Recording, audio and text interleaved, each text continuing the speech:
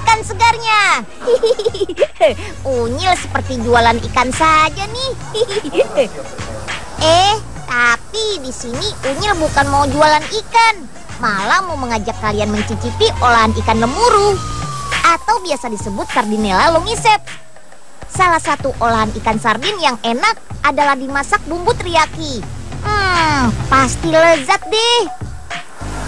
Pabrik yang berlokasi di Muncar, Banyuwangi mendatangkan ikan lemuru sebanyak 100 ton perharinya. Jadi jangan heran kalau ikannya tidak hanya berasal dari perairan Indonesia saja, tapi juga dari negara lain seperti Cina, India, dan Pakistan. Wih. Aduh, Melanie bingung nih. Bahan-bahannya sudah ada semua, tapi Melanie lupa cara masaknya. Aduh, gimana ya? Melan, wah, mau jadi chef ya? Melanie kan mau belajar, Nyil. Tapi Melanie lupa resep ikan teriyakinya. Melan gimana sih? Jadi koki itu harus inget dong, Mel. Tenang aja, Unyil ajak Melan lihat lemuru bumbu teriyaki yuk. Wah, asik. Oke, Nyil. Yay! Siap ya. Pertama kita potong kepala, isi perut dan ekor ikan lemuru. Proses pemotongannya harus cepat, karena setiap harinya pabrik ini harus memproduksi ribuan lebih kaleng tuna. Wow, mantap! Ikan lemuru yang telah dihilangkan kepala dan ekornya siap untuk dicuci. Lalu masuk ke dalam mesin sensor. Mesin ini mengecek jika ada benda-benda asing yang ikut masuk ke dalam ikan. Sip, jika sudah aman semua, tahap berikutnya adalah menggoreng ikan lemuru. Tempatkan ikan lemuru ke dalam wadah, dan secara otomatis ikan lemuru akan ditenggelamkan pada kotak yang berisi minyak panas. Hati-hati, jangan mendekat. Jangan tempelin tangan kalian di dinding mesin juga ya, karena mesin ini panas banget. Suhunya lebih dari 100 derajat Celcius. Wih, para ibu sudah siap menempatkan ikan pada box-box besar ini. Ikan lemuru goreng terlihat enak nih, apalagi ditambah dengan nasi panas dan sambal. Lumayan untuk makan siangnya Unyil. Asik. Biar nggak kelamaan, Melanie mau bantu juga nurunin ikan lemuru goreng. Aduh, Melan kemana sih? Tadi mau ikut Unyil, tapi malah hilang lagi.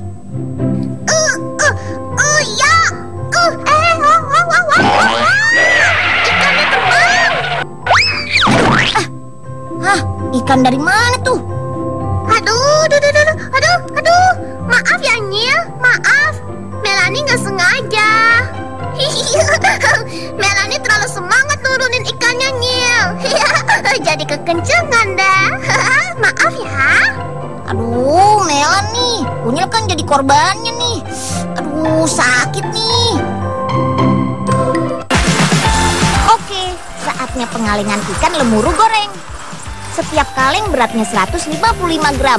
Jadi dalam satu kaleng terdapat 4-6 ekor ikan lemuru goreng. Gak boleh lebih ya, ikan lemurunya bisa rusak karena tidak adanya ruangan dalam kaleng. Nah, ikan yang telah digoreng akan masuk tahap penurunan kandungan air pada ikan lemuru. Suhu yang diperlukan adalah 80 derajat Celcius. Ikan lemuru kalengan siap mengantri untuk ditutup. Ayo, jangan sampai berebut ya. Semuanya pasti dapat kok. Sambil menunggu kaleng-kaleng mengantri, come on, siapkan bumbu teriyakinya. Bahan seperti cabai merah harus direbus terlebih dahulu sebelum digiling. Rebus selama 5 menit, lalu lanjut proses penggilingan. Untuk bahan lainnya, prosesnya juga sama. Jadi bahan-bahan yang telah dihaluskan siap dimasukkan ke dalam wadah pencampur. Siap? Oke Om, masukkan bawang putih giling, cabai giling, saus teriyaki, garam, jahe, dan gula pasir. Aduk sampai semua bahan tercampur. Oke, mantap deh. Bumbu teriyaki akan dialirkan pada tangki bumbu. Nah, tangki bumbu teriyaki siap menuang ke setiap kaleng.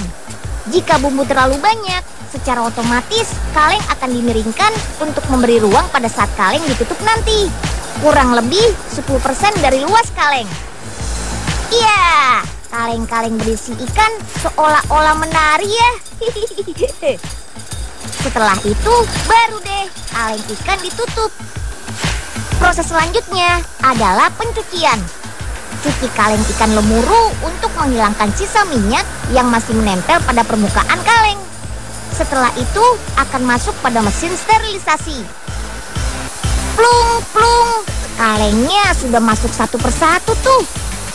Proses sterilisasi ini berguna untuk menghilangkan mikroorganisme atau bakteri yang terdapat pada ikan lemuru. Oke, proses sterilisasi akan memakan waktu 90 menit untuk kemasan 155 gram. Tenang, kita nggak perlu menunggu lama kok. Masih ada stok kaleng ikan lemuru teriyaki yang siap dikemas nih. Widih, jangan lupa ya Om, ikan lemuru bumbu teriyaki dikirim ke Desa Sukamaju.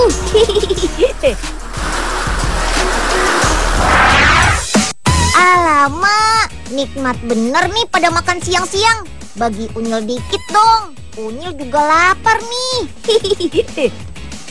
Ada lalapan ikan pari asap, ikan pari kuah kuning, dan sate ikan pari. Wah, semua serba ikan pari nih.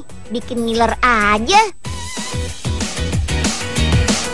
Sebenarnya daging ikan pari ini kurang disukai orang karena baunya tidak sedap. Tapi dengan teknik pengolahan yang tepat, rasanya nggak kalah deh sama daging ikan salmon atau ikan kerapu. Ikan pari adalah jenis ikan bertulang rawan yang masih berkerabat dekat dengan ikan hiu, tapi lebih jinak dan tidak berbahaya. Bahkan mereka malah takut loh sama manusia. Di Indonesia yang sering dimakan adalah dagingnya. Kulitnya yang tebal dan tulang-tulangnya yang lunak sering digunakan sebagai bahan baku kerajinan seperti dompet atau hiasan rumah. Biarpun nggak kebagian dagingnya, yang penting masih dapat tulangnya. Lumayan. Kira-kira tulang sebanyak ini sudah bisa buat bangun rumah belum ya? Ya Allah, tulang dipakai mainan. Lupa ame umur ye. Emang zaman kumpeni dulu kagak ada apa main tulang-tulangan? Ih, apaan sih, Pok? Siapa juga yang mainin tulang? Tulang-tulang ini lagi dijemur, bukan lagi dimainin. Emang buat apaan tuh tulangnya? Dimakan? Rahasia dong. Mau tahu aja apa mau tahu banget? Alah, kagak penting tahu. Mendingan ngasep ikan pari daripada ngurusin tulang-tulang kayak begini. Dasar kurang kerjaan. Biarin. Orang jenius sama kurang kerjaan itu beda tipis, Pok. Gak pernah baca buku sih. Nah, sekarang Unyil berada di daerah Banyuwangi, Jawa Timur. Di sini ikan pari bisa kita olah menjadi pari berasap. Salah, ikan pari asap maksudnya. Setiap hari Pak Suhada membeli 100 kg ikan pari dari nelayan. Harga ikan pari segar ini per kilonya sekitar Rp15.000. Setiap hari Pak Suhada harus mengeluarkan uang minimal 1,5 juta rupiah untuk membeli semua ikan pari ini. Kita proses yuk. Cuci dulu ikannya. Potong mulai bagian punggung dulu ya. Sayat dulu punggung tebalnya agar daging mudah dipotong. Bagian kulit punggung yang keras inilah yang bisa dijadikan sebagai bahan baku pembuatan dompet atau tas kulit pari. Potong kecil-kecil daging ikan pari seukuran 5 x 5 cm. Sambil menunggu potongan dagingnya siap, kita potong juga pelepah pisangnya. Ukurannya sama, 5 x 5. Nah loh, kira-kira buat apa ya pelepah pisang ini? Cuci dulu ikan parinya, lalu saring. Sekarang jepit daging-daging ikan ini pakai bambu. Nah, fungsi dari pelepah pisang tadi adalah untuk mengunci jepitan bambu agar tidak lepas. Pelepah pisang adalah bahan alami yang ramah lingkungan, tahan panas, dan murah meriah. Rebus daging ikan pari terjepit dengan air garam selama 2 menit. Tujuannya untuk membunuh kuman sekaligus memberi rasa asin pada daging. Setelah itu susun di atas tatakan besi. Proses pengasapan ikan pari dilakukan dalam oven berasap ini. Asap yang ada di oven berasal dari pembakaran sabut kelapa yang disiram dengan sedikit air. Masukkan daging ikan pari ke dalam oven selama kurang lebih 2-3 menit saja. Pengasapan ini akan menambah rasa gurih pada daging, sekaligus mengawetkannya sampai 3 hari ke depan. Pengasapan sebaiknya jangan lama-lama, karena kandungan fenol pada asap dapat menyebabkan efek racun saat dimakan. Jadi sebentar saja ya. Oke, ikan pari asapnya sudah jadi nih. Selanjutnya tinggal ikat, dan jual ke pasar. Satu ikat ikan pari asap ini dijual seharga Rp2.500.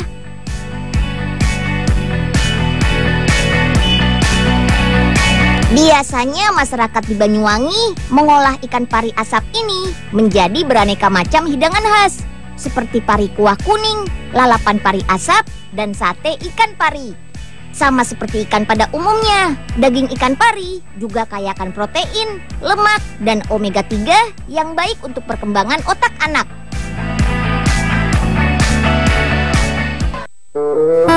Sedap bener dah. Pasti demen ini anak-anak kontrakan dikasih makan beginian. Jarang-jarang Pan ya mereka bisa makan enak. Wah, bau ikan parinya mantap banget nih, Pok. Unyil dapat jatah nggak nih? Waduh, maaf banget ya Nyil, ikan parinya cuma dikit. Kagak cukup kalau dibagi buat Unyil. Kapan-kapan aja ya. Iya deh, Pok, santai aja. Unyil juga punya ikan pari banyak kok di rumah. Iya, ngomong-ngomong itu apaan ya? Layangan ya? Oh, ini tulang ikan pari, Pok. Baru selesai dijemur nih. Ya elah, sama aja kayak si Oga, mainnya sama tulang. Ye, bukan buat mainan, Pok, tapi buat bikin hiasan rumah. Keren deh pokoknya. Dah, tulang dipakai hiasan rumah. Rumah dukun kali ya. Aduh, ada-ada aja.